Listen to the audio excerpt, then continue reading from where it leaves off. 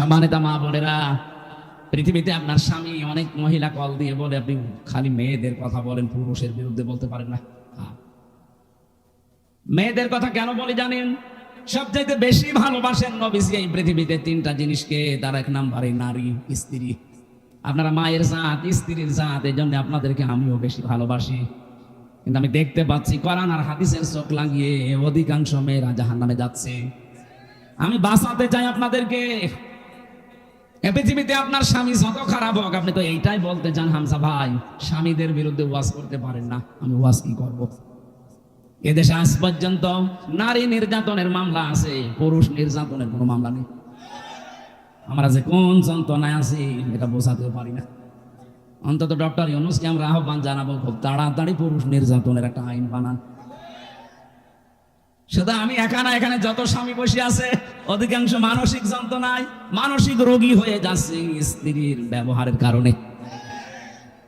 আমি কয়েকটা বলছি, একটু মেলান তো পান কিনা।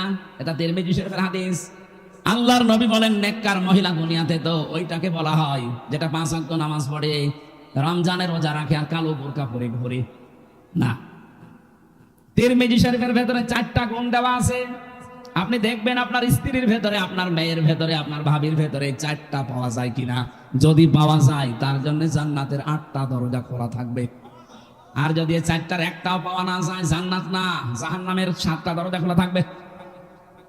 1 নম্বরে ইদা নাজারা ইলাইহা সাররাতুহু, স্বামী যখন তার দিকে তাকাবে সে স্বামীকে আনন্দ দেবে, হয় কথাবার্তা দিয়ে, ব্যবহার আচার দিয়ে, অভ্যর্থনা দিয়ে, যেভাবেই হোক স্বামীকে সে আনন্দ দেবে। আজ বাংলাদেশের দিকে তাকান, এইরকম মহিলা এখন ঘরে ঘরে নেই।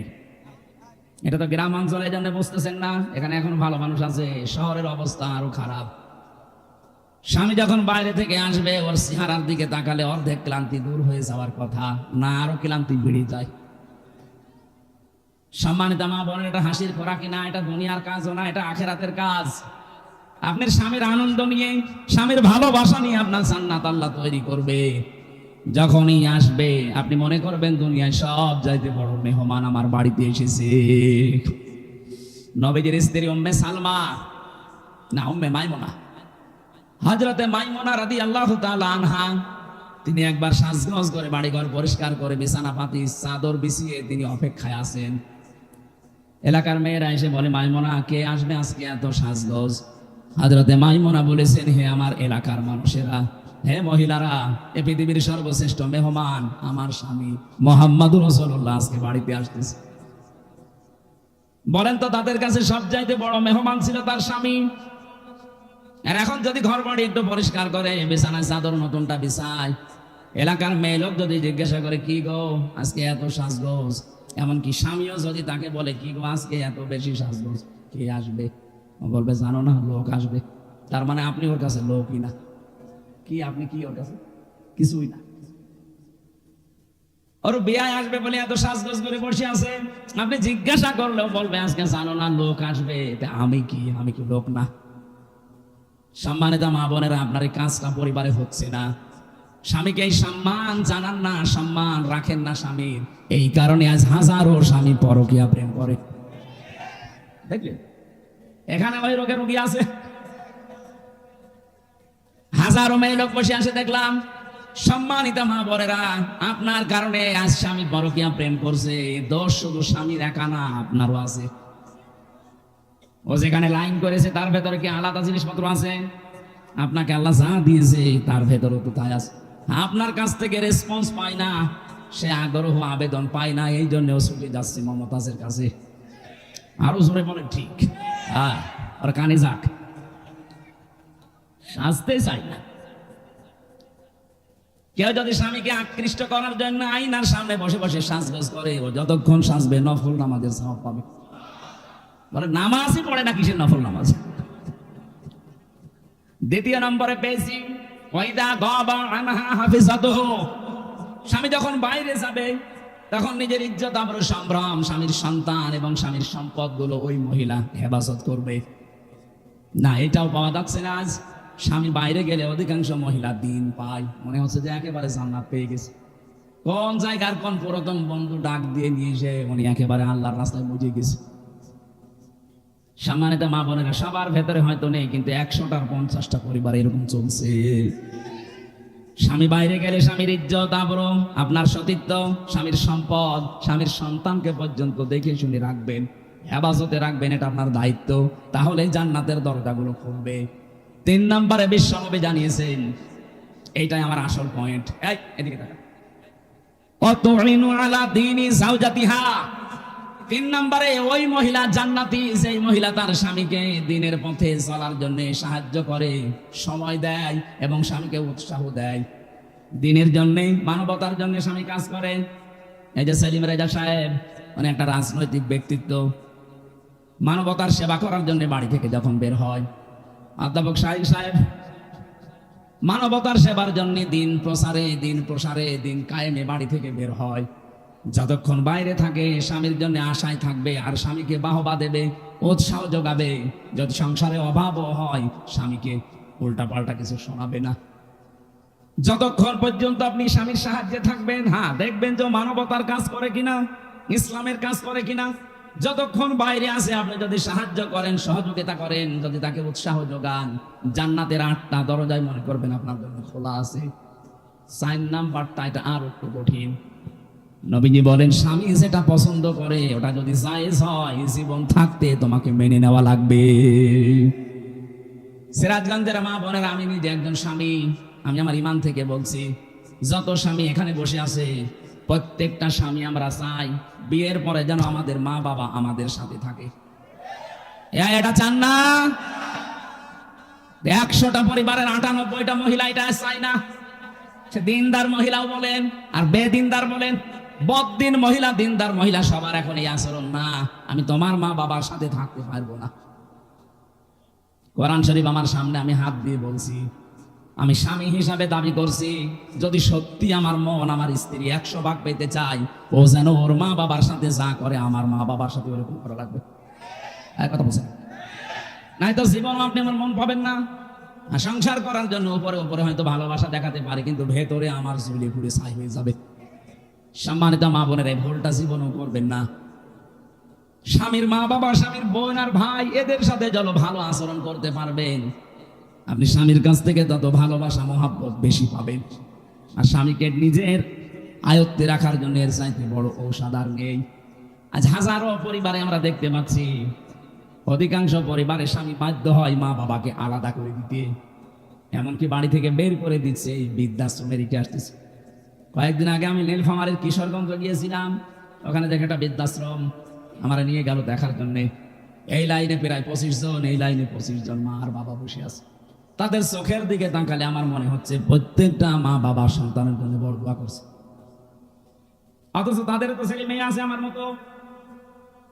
কোন ছেলে কখনো চায় না মাকে বাবাকে আমি বৃদ্ধাশ্রমে দিয়ে আসি, না, সে যত খারাপ ছেলে হোক, এটা বাধ্য হয় বড় কারণে। আর এই বউকে পানি পড়া খাওয়ায় ওই বড় মা আর ওর বড় বোন, ওখান থেকে বারবার টিপস দেয়, কতদিন আর থাকবে, আলাদা হয়ে যা, আরামে খেতে পারবি। এরকম ছোট মনের বউ দেশে নেই। কার কার বড় এরকম মন ছোট, হাত তোলেন তো দেখি। না, এই এলাকায় আমার মনে হয় এই হাদিস বলা ঠিক হলো না। আলহামদুলিল্লাহ, এলাকার মেয়েরা ভালো আছে। সম্মানিত আমার বোনেরা, আমি মাফ চেয়ে নিচ্ছি এই হাদিস বলার কারণে। না, বললাম এই কারণে, যদি মেনে নিতে পারেন আলহামদুলিল্লাহ, আরো ভালো হবে। আপনার স্বামী খারাপ আমিও জানি, আপনার স্বামী এত খারাপ না যে তার চরিত্র ফেরাউনের মতো। আপনি যে বর দোয়া দেন, কিছু হলে একটু শোনেন কোরআন কি বলছে। দারাবাল্লাহু মাসালান লিল্লাযিনা আমানু ইমরাতা ফিরআউন ইয ক্বালাত রাব্বি ইবনি লি ইনদাকা বাইতান ফিল জান্নাতি ওয়া নাজ্জিনি মিন ফিরআউনা ওয়া আমালিহি ওয়া নাজ্জিনি মিনাল কওমিজ যালিমিন। সূরা তাহরিমের ভেতরে আছে 11 নম্বর আয়াত। আল্লাহ পাক বলেন, ফেরাউন যখন তার স্ত্রী আসিয়াকে হাতের ভেতরে প্রেক লাগিয়ে দিয়েছে, পায়ের ভেতরে প্রেক লাগিয়েছে, কপালের ভেতরে শলাকা লাগিয়েছে, মাথার উপরে গরম তেল ঢেলে দিচ্ছে, উলঙ্গ করে লজ্জাস্থানে বর্ষা মারবে, এই পরিস্থিতিতে চারিদিকে লোকজন, এত কঠিন অবস্থায়ও ফেরাউনের স্ত্রী আসিয়া স্বামীর জন্য বরদোয়া করেননি। এই কঠিন পরিস্থিতি যখন চলছে, আল্লাহ পাক জিবরাইলকে বললেন, জান্নাতটা তুলে ধরো তার সামনে। হযরতে আসিয়া জান্নাত দেখার পরে তিনি বলেছিলেন, মালিক জান্নাত পাঠিয়েছো না, আমি এটা চাই না, তুমি এক কাজ করো, আমার জন্য জান্নাতের ভেতরে একটা ঘর আলাদা আমার জন্য তৈরি করো, যেখানে বসে সব সময় তোমাকে দেখা যায়, তোমাকে সব সময় দেখা যাবে, এরকম একটা ঘর আমার জন্য বানাও। ও মাবুদ, জান্নাতি যখন জিবরাইল ফেরেশতা দিয়ে পাঠিয়ে দিয়েছে, আমি আর একটা আরজি করি, ভালো করে শুনবেন। এরকম কঠিন পরিস্থিতি চলছে, তারপরেও তিনি বলেছিলেন, মাবুদ আমার স্বামী আমার সাথে আজ যা করছে, এমনকি লোকজন দিয়ে করাচ্ছে, এই কঠিন পরিস্থিতিতে তুমি আমার স্বামীর উপরে রাগ করো না, এমনকি যাদেরকে দিয়ে অত্যাচার করাচ্ছেন তুমি তাদের হাত থেকে আর আমার স্বামীর হাত থেকে তুমি আমাকে রক্ষা করো, কিন্তু তাদের উপরে তুমি গজব দিও না। কত বড় কঠিন পরিস্থিতি, এর বড় স্বামীর জন্য তিনি বড় দোয়া দেননি, আর আপনি একটা সাবান কম হলে গালি দেন।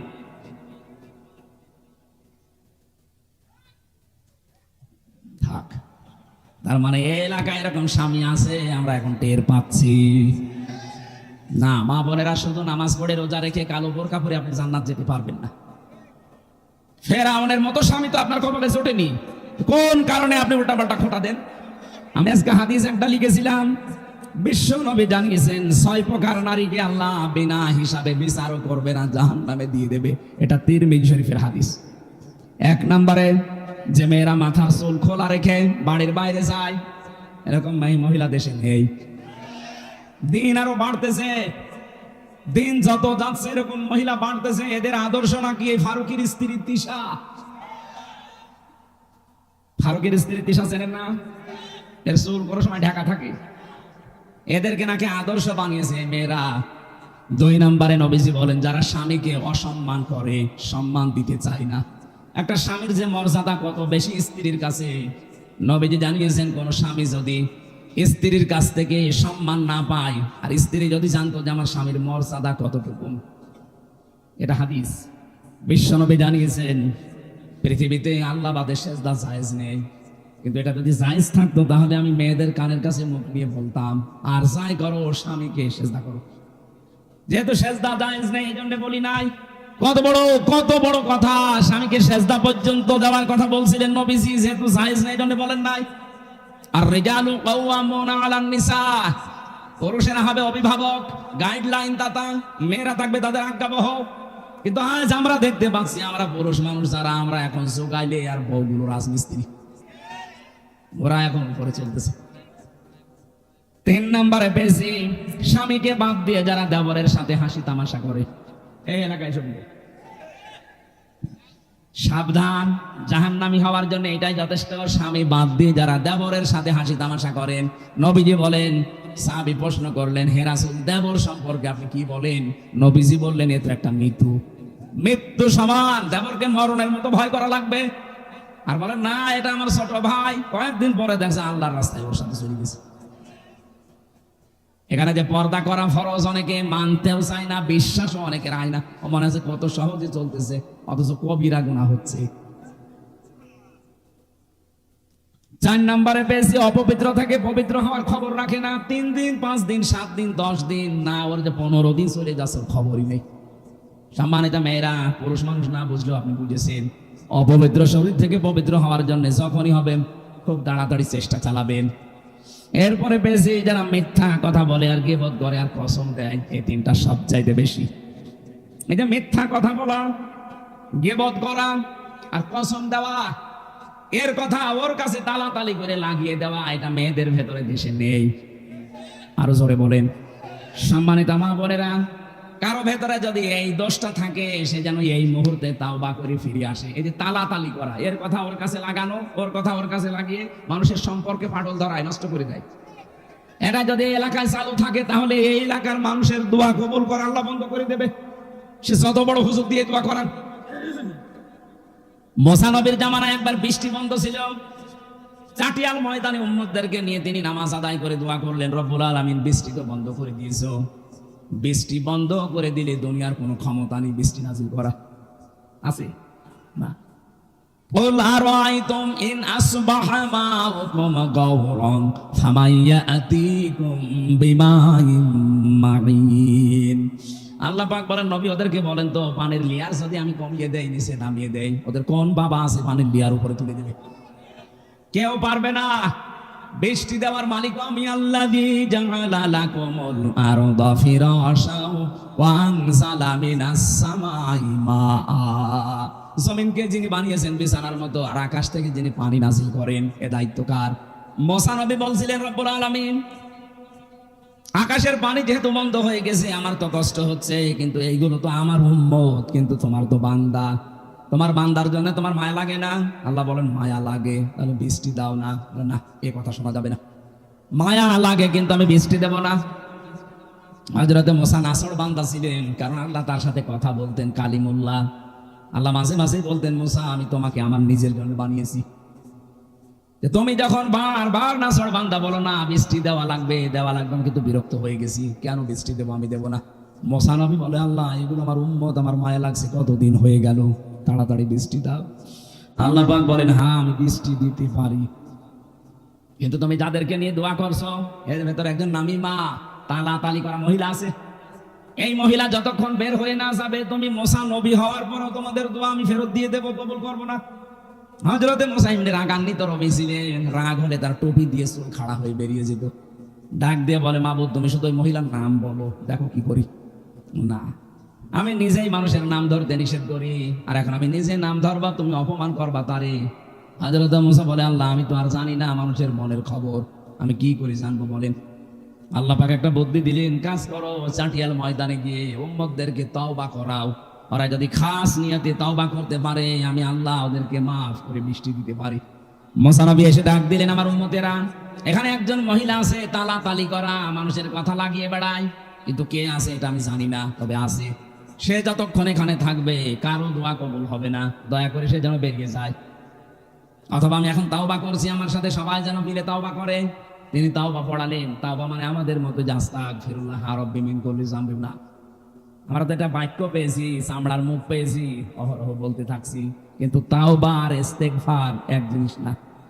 আপনি ইস্তেগফার পড়েন সবসময়, আস্তাগফিরুল্লাহ আস্তাগফিরুল্লাহ আস্তাগফিরুল্লাহ পড়তে থাকেন, আপনার জীবনের গুনাহগুলো মাফ হবে। ওইটা যেটা আল্লাহর সাথে সম্পর্কিত।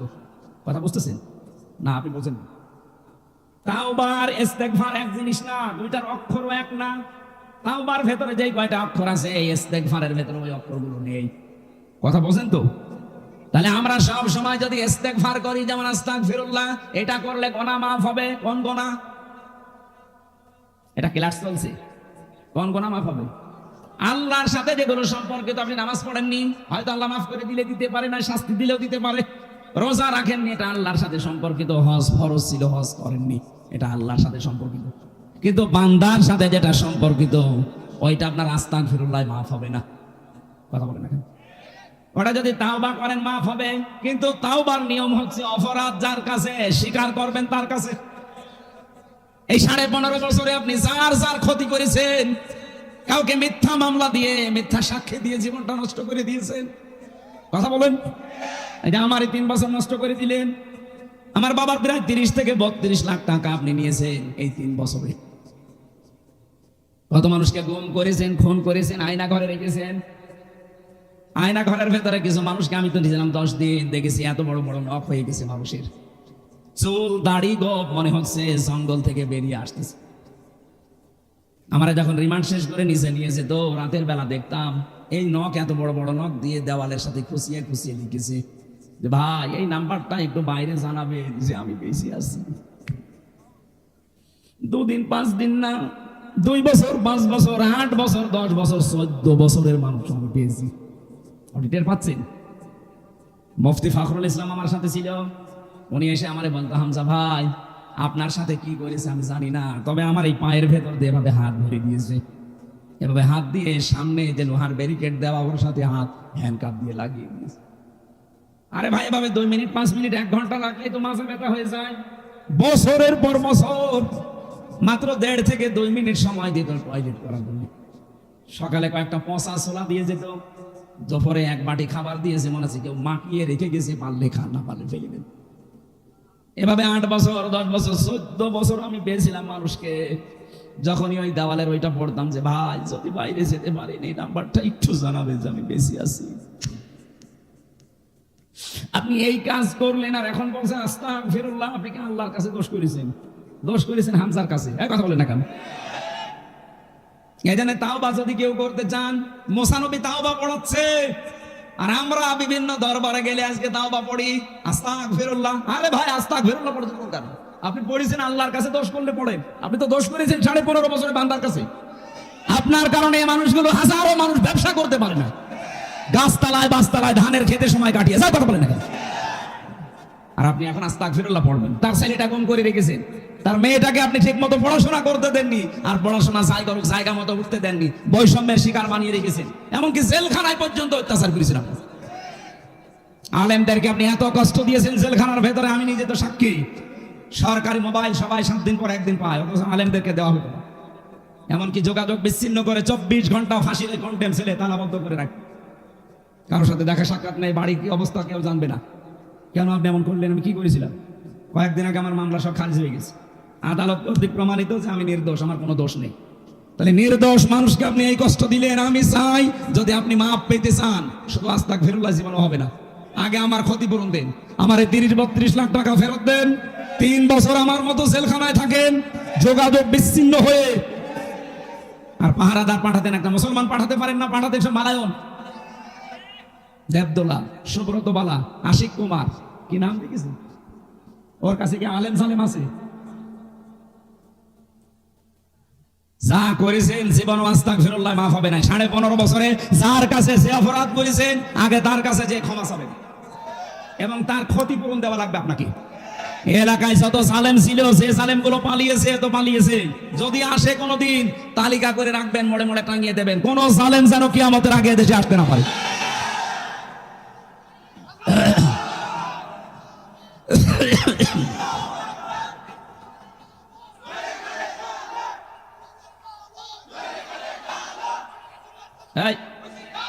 নাম ধরা দরকার নেই, জালেম কারা এটা ফেরেশতারাও জানে। জানে না ফেরেশতারা? তারা নাম লিখে রেখেছে। এই জন্য আমাদের আহ্বান থাকবে, আমরা আপনাকে ভালোবাসি, আপনারা আমাদেরই আত্মীয় স্বজন। কেউ আমরা বউ বলি, কেউ ভাবি বলি, সে যাই বলি। এটা তো সিরাজগঞ্জ, মনে হয় রাজশাহী বিভাগ না, রংপুর বিভাগ নেই, বেঁচে গেছে। রংপুর বিভাগ হলে ওরা সব ভাবি বলে, আর আমরা বাকি বাংলাদেশের যত জেলা আছে সবাই আপা, কেউ কেউ আবার আবেগে মা বলে ফেলে। আপনার মা নেই, কোন কারণে আপনি মা বলতে চান?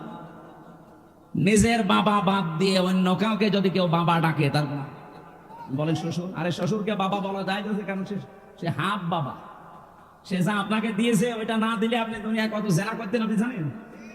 সুতরাং তাকে আপনি বাবা বলবেন। শ্বশুরকে বাবা বলা যায় আছে না? নেই, আছে, কিন্তু নিজের বাবার সামনে বারবার বলতে যাবেন না, তাহলে বাবার কথা। আমার ভাই, আমি যেটা বোঝাতে চাচ্ছিলাম, তাহলে তাও বা আমি ওদেরকে যেহেতু বাঁচাতে চাই, আপনারা আজ দিকভ্রান্ত হয়ে হতাশ হয়ে ঘুরতেছেন। কত মানুষ আজ হতাশ হয়ে গেছে, জীবন পর্যন্ত এখন দিয়ে দিচ্ছে, সুইসাইড করছে।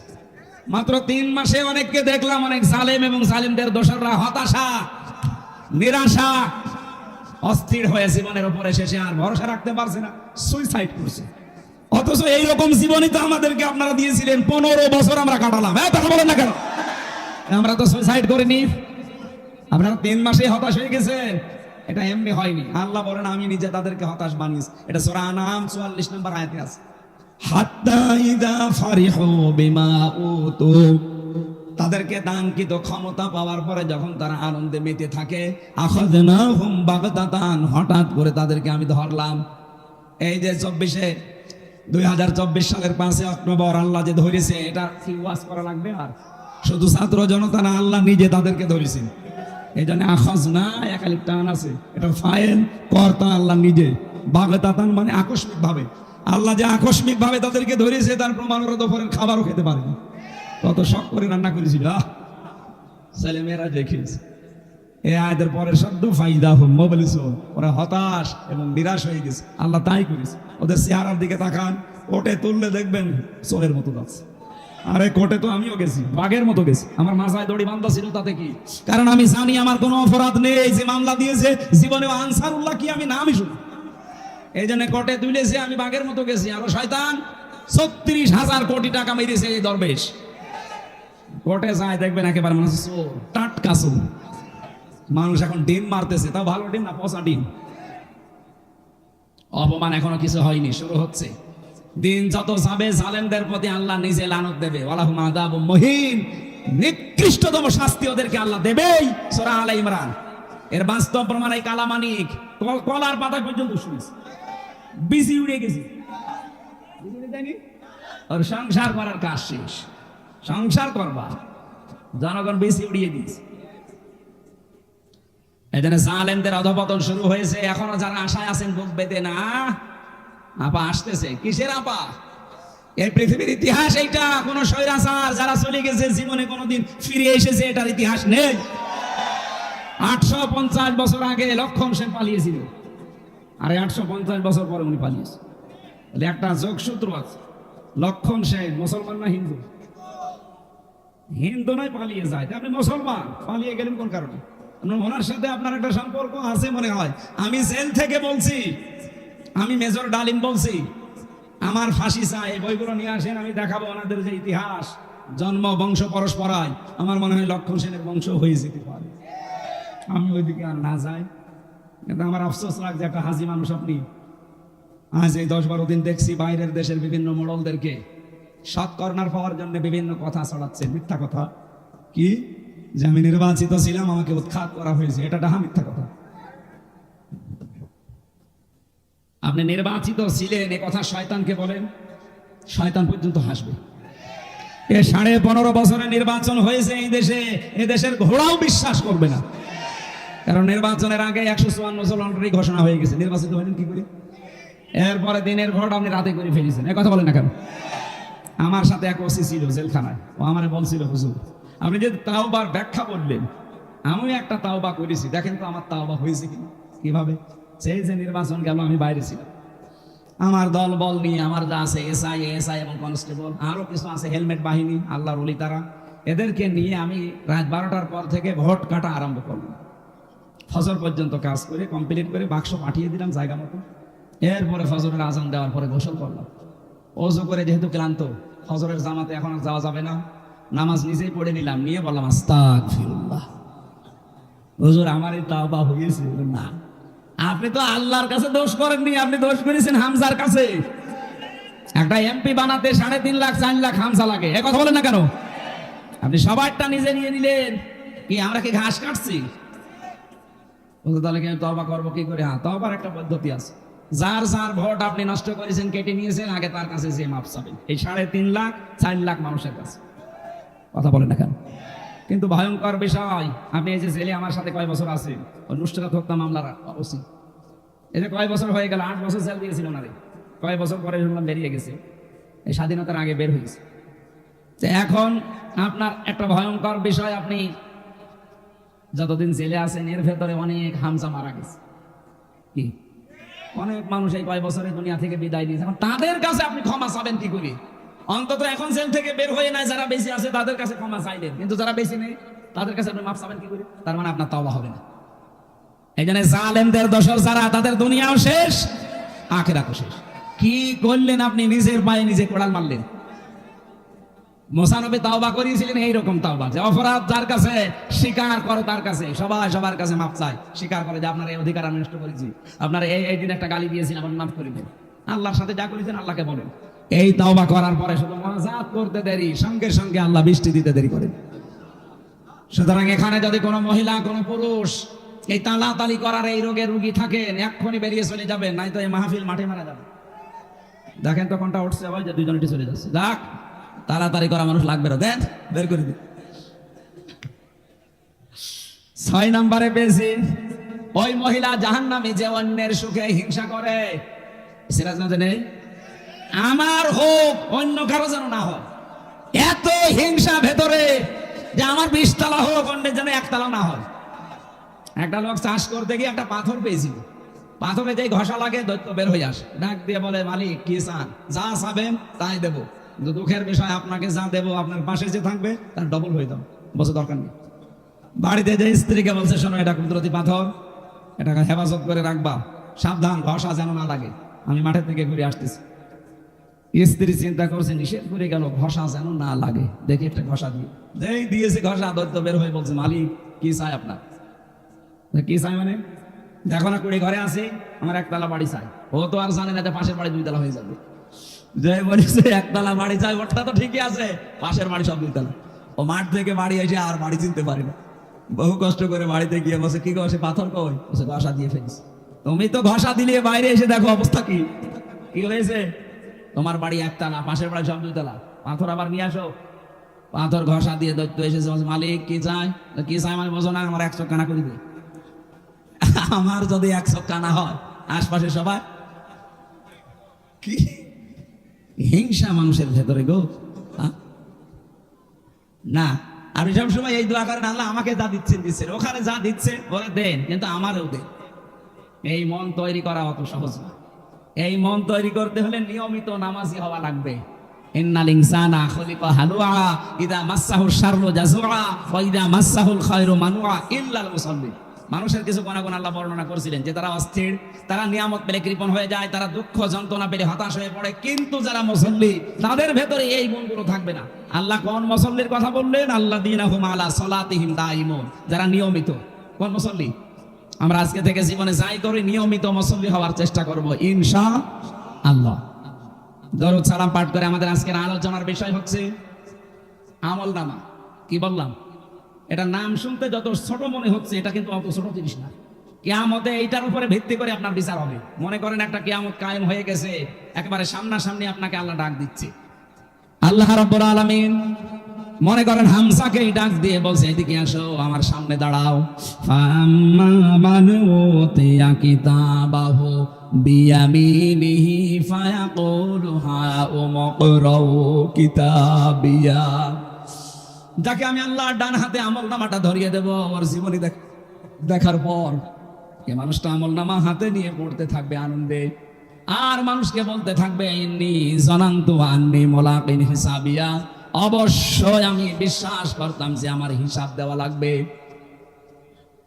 সিরাজগঞ্জবাসী, মানুষের জীবন যদি পরিচ্ছন্ন করতে হয়, পরিষ্কার বানাতে হয়, পবিত্র করতে হয়, অবশ্যই আপনাকে হিসাব এটা ভিতরে নিয়ে আসা লাগবে। আপনার দুনিয়ায় যে কাজ করার আগে আখিরাতের এই হিসাবের এটা সামনে নিয়ে আসা লাগবে। আল্লাহ এই জন্যই দিয়েছেন ইন্নী জানান্তু আন্নী মুলাকিন হিসাবিয়া, অবশ্যই আমি এটা বিশ্বাস করতাম দুনিয়ায় যে আমাকে আল্লাহর সামনে হিসাব দেওয়া লাগবে। খলিফাতুল মুসলিমিন হযরত ওমর ইন্তেকালের 12 বছর পর তার সন্তান আব্দুল্লাহর সাথে দেখা স্বপ্নে হযরতে আব্দুল্লাহ ডাক দিয়ে বললেন, বাবা কোথায় ছিলেন এতদিন? কতদিন দেখি নাই। হযরতে আব্দুল্লাহ ডাক দিয়ে বলেছেন, আব্বা কোনে কোথায় ছিলেন? আমি তো দেখি নাই আপনাকে। হযরত ওমর বলেছিলেন, সন্তান 12টা বছর আমি দুনিয়ার জীবন ছেড়ে দিয়েছি, আমি আল্লাহর সামনে দাঁড়িয়ে আমার জীবনের কৃতকর্মের হিসাব দিচ্ছিলাম। শেষ পর্যন্ত আল্লাহ আমার দিকে তাকিয়ে আমাকে মাফ করে দিয়েছে। এই আয়াতের তাফসীর পড়তে গিয়ে পেয়েছি, আল্লাহ পাক যদি কিয়ামতে কাউকে ইচ্ছা করে যে তাকে মাফ করে দেবে, মনে করেন আমাকে, সেলিম রেজা ভাইকে, এই মানুষগুলো শাহিন ভাইকে যদি আল্লাহ মনে করে আমি মাফ করে দেব, একটা কুদরতের চাদর দিয়ে ঘিরে নেবে। আগেই লক্ষ কোটি কোটি মানুষের সামনে থেকে তার হাতটা ধরে নিয়ে এসে চাদর দিয়ে ঘিরে ফেলবে। আল্লাহ নিজের সামনে দাঁড় করিয়া বলবে, হামজা এই করেছি বল। মানুষ মাথা নিচু করে বলবে, রব্বুল আলামিন আমার ভুল হয়ে গেছে। তাফসীরে এইটাই ঠিক আছে, মানুষ যখন মাথা নিচু করে অনুতপ্ত হয়ে বলবে, আল্লাহ আমার ভুল হয়ে গেছে, আল্লাহ বলেন আমার কুদরতের জরিয়ার ভেতরে জোশ পয়দা হয়ে যাবে। ওই বান্দার কাকতি মিনতি আর চেহারার দিকে তাকে আমার একটা মায়া লাগবে, তখন আমি ওরে বলবো, যা তোরে আমি মাফ করে দিলাম। কিন্তু কাউকে যদি আমি হিসাব নেই, 1 গ্লাস পানির হিসাবও আমাকে দিতে পারবে না। এই জন্য আজকে সবাই এই দোয়া করে যাবেন, যেহেতু আমলনামা হিসাব এই বিষয়টা আজকে সামনে আসবে। এখন এই মনে মনে এই মাহফিলে দোয়া করেন, রব্বুল আলামিন কিয়ামতে তুমি আমার জীবনের হিসাব অন্তত নিও না, বিনা হিসাবে তুমি মাফ করে দিও। কারণ আল্লাহর যে বিচারের সিস্টেম, আল্লাহর বিচারে কোনো অবিচার বলতে কিছু, আরো জোরে বলো, আল্লাহর বিচার ব্যবস্থায় অবিচার, আরো জোরে, আল্লাহ যদি ন্যায় বিচার করে কেউ বাঁচবে না। যত বড় আবেদ বান্দা হোক, যত বড় মহিলা আবেদা হোক, যদি আল্লাহ ন্যায় বিচার করে জান্নাত পাওয়া সম্ভব না। একটা পথ খোলা আছে, আল্লাহ যদি দয়া করে মাফ করে দেয়। এই জন্য কাবা শরীফ যখন দেখবেন তাওয়াফ করে মানুষ, তখন প্রত্যেকে কথা বলে রুকনি ইয়ামিনি থেকে 6ষ্ঠ চক্কর দেওয়ার সময়, আল্লাহুম্মা ইন্না আলাইয়া হুকুকান ফীমা বাইনি ওয়া বাইনিকা, রব্বুল আলামিন আমার মাঝে আর তোমার মাঝে অনেকগুলো দেনা পাওনা আছে। তুমি আমার মালিক হিসাবে আমার পাওনা যা দেওয়া সবই তো দিয়ে দিয়েছো। আমাকে নেই থেকে আজকে তুমি হামসা বানিয়েছো, আমাকে নেই থেকে তুমি সেলিম রেজা বানিয়েছো। কথা বলেন ঠিক কিনা? কিন্তু তোমাকে দেওয়ার মতো আমার তো কোনো পুঁজি নেই। হ্যাঁ, একটা জিনিস আমার কাছে আছে, তুমি আমাকে মাফ করে দাও, এইটাই আমার পুঁজি। আল্লাহ পাক বলেন, বান্দা এই আমলনামা পাওয়ার পরে আনন্দে আত্মহারা হয়ে বলবে, রব্বুল আলামিন আমার চিন্তা নেই, কারণ আমি বিশ্বাস করতাম আমাকে হিসাবের মুখোমুখি হওয়া লাগবে। ফাহুয়া ফি ঈশাতির রাদিয়া, এই মানুষটা আমি একটা শান্ত এবং সন্তোষজনক জীবন আমি তাকে দিয়ে দেব। ফি জান্নাতিন আলিয়া, সুউচ্চ জান্নাতে তাকে আমি পৌঁছাবো। কুতুফুহা দানিয়া, যার ফলগুলো তার মুখের কাছে এসে ঝুলন্ত হতে থাকবে। জান্নাতের এই পরিবেশে ওই মানুষটা কোনো দিন বলবে না আল্লাহ আমি ফল খাবো। মনের ভেতরে যদি কামনা বাসনা আছে, সঙ্গে সঙ্গে ফল আপনার মুখের ভেতরে পড়ে যাবে, টপ করে ছিঁড়িয়ে। জোরে বলো সুবহানাল্লাহ। আল্লাহ পাক বলেন, এরকম একটা বিষয় তোমার সামনে অপেক্ষা করছে, এগুলো অশরাবু হানিয়াম বিমা আসলাফতুম ফিল আইয়ামিল খালিয়া। আল্লাহ নিজে জানিয়েছেন, তখন আমি তাকে বলবো মন মতো খাও, যা ইচ্ছা পান করো, কারণ বিগত দিনে এইটা খাওয়ার জন্য বহু কষ্ট স্বীকার করেছো।